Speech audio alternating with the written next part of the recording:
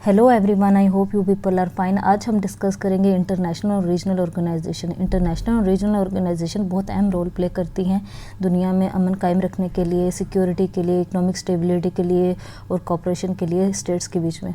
ये ऑर्गेनाइजेशन जितने भी हैं वो एड्रेस करती हैं ग्लोबल चैलेंजेस को और फोस्टर करती हैं डिप्लोमेटिक रिलेशंस। जॉन बैलिस और स्टीव स्मिथ ग्लोबल गवर्नेंस में ये के बारे में ये कहते हैं कि इंटरनेशनल ऑर्गेनाइजेशन जितने भी हैं वो सर्व करती हैं एक प्लेटफॉर्म ताकि स्टेट्स जो हैं वो आपस में कोऑपरेट कर सकें, लेकिन उनकी जो इफ़ेक्टिवनेस होती है वो डिपेंड करती है उनकी पॉलिटिकल विल पे। और इसके अलावा हम सबसे पहली ऑर्गेनाइजेशन जो डिस्कस करने जा रहे हैं वो है द लीग ऑफ नेशंस। 1919 में बनी और 1946 तक ये रही, तो इसका ये टाइम पीरियड है। जो लीग ऑफ नेशन है वो पहली इंटरनेशनल ऑर्गेनाइजेशन है जो वर्ल्ड वॉर 1 के बाद इस्टेब्लिश हुई, जो ट्रीटी ऑफ वर्साइल्स थी उसके बाद। इसका मकसद ये था कि वो जंगों को रोक सके थ्रू डिप्लोमेसी और कलेक्टिव सिक्योरिटी। इसके ऑब्जेक्टिव्स क्या हैं? सबसे पहला ऑब्जेक्टिव ये है कि वो जंग रोके ताकि कलेक्टिव सिक्योरिटी हो, उसके थ्रू कलेक्टिव सिक्योरिटी के थ्रू जंगों को रोका जा सके। सेकंड ऑब्जेक्टिव ये है कि प्रमोट करें डिसआर्मामेंट और पीसफुल कॉन्फ्लिक्ट रेजोल्यूशन को। थर्ड ऑब्जेक्टिव ये था कि एड्रेस करें सोशल और इकोनॉमिक इश्यूज़ को। फेलियर्स, इसके फेलियर्स क्या क्या हुए? सबसे पहला फेलियर ये है कि इसमें कोई मिलिट्री पावर नहीं थी, लैक ऑफ मिलिट्री पावर था जो इन्फोर्स करती है डिसीजंस को। सेकंड फेलियर इसका ये था कि जो यूनाइटेड स्टेट्स ऑफ अमेरिका उसने इसको कभी ज्वाइन नहीं किया था। और जो थर्ड फेलियर है वो ये है कि ये फेल हो गई थी कि वर्ल्ड वार 2 को होने से रोक सके। तो ये इसके 3 फेलियर्स थे। E.H. Car league of nation के फेलियर के बारे में लिखते हैं, idealism without power is meaningless. Second जो हमारे पास बहुत इंपॉर्टेंट इंटरनेशनल ऑर्गेनाइजेशन है वो है द यूनाइटेड नेशंस, जिसको हम UN कहते हैं। 1945 में ये बनी थी और आज तक ये कायम है। यूनाइटेड नेशन जो है वो क्रिएट हुई 1945 में और इसने रिप्लेस किया लीग ऑफ नेशन को। इसकी 193 मेंबर स्टेट्स हैं जो फोकस करती हैं पीस पे, सिक्योरिटी पे, ह्यूमन राइट्स पे और डेवलपमेंट पे। मेन ऑर्गन्स कौन कौन से यूनाइटेड नेशन के? सबसे पहला ऑर्गन है जनरल असेंबली। जनरल असेंबली सारी मेंबर स्टेट्स इसमें पार्टिसिपेट करती हैं। सेकंड जो मेन ऑर्गन है यूनाइटेड नेशन का वो है security council, United nation security council, UNSCB जिसको हम कहते हैं। इसमें 5 परमानेंट मेंबर होते हैं जिनको हम P5 कहते हैं, उनके पास वीटो पावर होती है। इसके अलावा जो 10 नॉन परमानेंट मेंबर होते हैं सिक्योरिटी काउंसिल के अंदर, तो इस तरह से टोटल 15 मेंबर होते हैं, जिसमें 5 परमानेंट मेंबर होते हैं जिनके पास वीटो पावर होती है, जिनको हम P5 भी कहते हैं, और जो 10 होते हैं वो नॉन परमानेंट होते हैं। इस तरह से ये 15 टोटल मेंबर्स हो जाते हैं यूनाइटेड काउंसिल के, यूनाइटेड नेशन सिक्योरिटी काउंसिल के। थर्ड जो हमारे पास मेन ऑर्गन है यूनाइटेड नेशन का वो है इंटरनेशनल कोर्ट ऑफ जस्टिस, जिसको हम ICJ भी कहते हैं। ये डिस्प्यूट्स को सेटल करता है, स्टेट्स के बीच में जितने भी डिस्प्यूट्स होते हैं उनको सेटल करता है ये वाला ऑर्गन। जो फोर्थ ऑर्गन है वो है इकोनॉमिक एंड सोशल काउंसिल, इकोसॉक। ये फोकस करती है इकोनॉमिक और सोशल इश्यूज़ पे। और जो लास्ट और पास वो है यूनाइटेड नेशन सेक्रेटेरिएट, ये एडमिनिस्ट्रेटिव बॉडी है यूनाइटेड नेशंस की। सक्सेस क्या है हमारे पास यूनाइटेड नेशन की? सबसे पहले सक्सेस ये है कि इसने बहुत सारे पीस कीपिंग मिशंस को जो है वो किया है परस्यू। सबसे पहले कोंगो वाला, फिर बोस्निया, फिर लिबेरिया, ये इसके पीस कीपिंग मिशंस थे। दूसरी सक्सेस ये क्या है कि ह्यूमैनिटेरियन एड प्रोवाइड करता है वाया यूनिसेफ हो गया, WHO, वर्ल्ड हेल्थ ऑर्गेनाइजेशन, इसके अलावा UNHCR। थर्ड सक्सेस ये है कि क्लाइमेट चेंज इनिशिएटिव्स जितने भी होते हैं वो इसके थ्रू होते हैं, जैसे पेरिस एग्रीमेंट हो गया। अब इसके देखते हैं चैलेंजेस और क्रिटिसिज्म क्या है इस पे।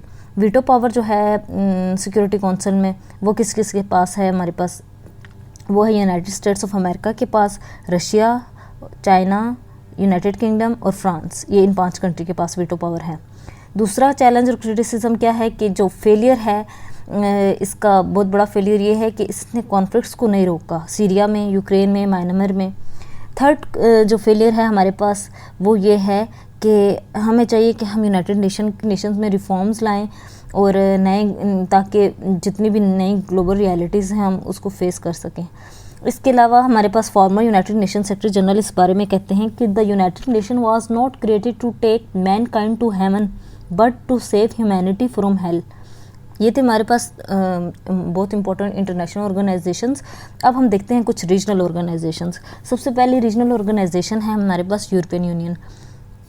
यूरोपियन यूनियन जो है वो एक पॉलिटिकल और इकोनॉमिक यूनियन है जिसके अंदर 27 यूरोपियन कंट्रीज़ है। यूरोपियन यूनियन की कॉमन पॉलिसीज़ एंड ट्रेड पे, करेंसी पे यूरो, जैसे हम कहते हैं सारी 27 कंट्रीज़ की करेंसी यूरो है, और माइग्रेशन पॉलिसीज़, ये सारी चीज़ें जो हैं इनमें कॉमन है। ये इस्टेब्लिश हुई थी वर्ल्ड वार 2 के बाद, ताकि इंश्योर करे यूरोप में पीस। इसके अलावा जीन मोनेट जो हैं यूरोपियन यूनियन के फाउंडर, वो इस बारे में क्या कहते हैं, Europe will be united not by force but by share interest. इसके अलावा हमने देखी European union regional organisation. Second regional organisation हमारे पास है association of south east Asian nations, ASEAN. ये 1967 में बनी। इसमें 10 साउथ ईस्ट एशियन नेशंस हैं। ये फोकस करती है इकोनॉमिक, पॉलिटिकल और सिक्योरिटी कोऑपरेशन पे। आसियान फ्री ट्रेड एरिया, जिसको आफ्टा भी कहते हैं, ये प्रोमोट करती है रीजनल ट्रेड को। थर्ड हमारे पास जो रीजनल ऑर्गेनाइजेशन है वो है नाफ्टा, जिसका अभी रिसेंटली नाम रखा गया USMCA, north American free trade agreement, NAFTA. ये साइन की थी USA ने, कनाडा ने, मेक्सिको ने 1994 में। इन तीनों कंट्रीज़ ने इसको रीनेम किया गया 2020 में, जिसको USMCA का नाम दिया गया। ये बूस्ट करती है ट्रेड को, लेकिन साथ क्रिटिसिज्म भी फेस करती है, क्योंकि जॉब जो हैं वो आउटसोर्स हो रही हैं। अच्छा, जो हमारे पास फोर्थ ऑर्गेनाइजेशन है वो है south Asian association for regional cooperation, जिसको हम सार्क भी कहते हैं। इसमें जो कंट्रीज़ इंक्लूड हैं वो है पाकिस्तान, इंडिया, बांग्लादेश, श्रीलंका, नेपाल, भूटान, मालदीव्स एंड अफगानिस्तान। इसका मकसद क्या है कि ये प्रमोट करे रीजनल कोऑपरेशन को। अच्छा, ये इस पर क्रिटिसिज्म भी है, ये वीक है क्योंकि इंडिया पाकिस्तान की टेंशन्स हैं और लैक ऑफ इकोनॉमिक इंटीग्रेशन है। परवेज़ मुशर्रफ ने 2004 में सार्क के बारे में बोला था कि SAARC must move beyond political conflicts to real economic cooperation. अब नेक्स्ट जो ऑर्गेनाइजेशन हम डिस्कस करने लगे हैं वो है Shanghai cooperation organisation, SCO। SCO 2001 में बनी। चाइना ने इसको बनाया। रशिया, कज़ाकिस्तान, किर्गिस्तान, ताजिकिस्तान और उज़्बेकिस्तान, इन सारी नेशंस ने 2001 में इसकी बुनियाद रखी थी। पाकिस्तान और इंडिया ने ज्वाइन किया था 2017 में। और ये जो SCO है हमारे पास, शंघाई कोऑपरेशन ऑर्गेनाइजेशन, ये फोकस करती है सिक्योरिटी पे, काउंटर टेररिज्म पे और इकोनॉमिक कोलैबोरेशन पे।